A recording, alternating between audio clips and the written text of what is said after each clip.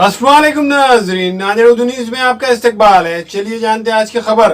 नांदेड़ के 9 हलकों में 65% राय दही।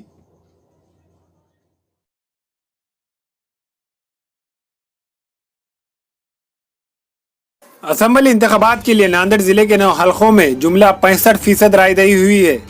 सबसे ज्यादा 78.49% राय दही भोकर में दर्ज की गई, जहां कांग्रेस के उम्मीदवार वो साबिका वजीर आला अशोक राव चौहान और बापू साहब गोटेकर के दरमियान कांटे का मुकाबला है।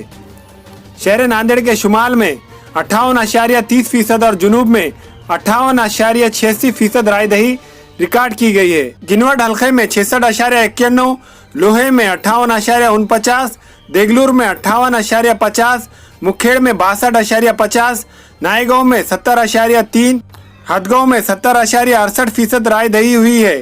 वोटों की गिनती 24 अक्टूबर की सुबह से शुरू होंगी। कुछ जगह दोपहर तक तो कुछ हलकों में शाम तक नतीजा निकल जाएगा। कल राय दही खत्म होने के साथ साथ तरह तरह की अटकलें लगाई जा रही है। उम्मीदवारों के हिमायती अपने अपने उम्मीदवारों की कामयाबी के दावे कर रहे हैं।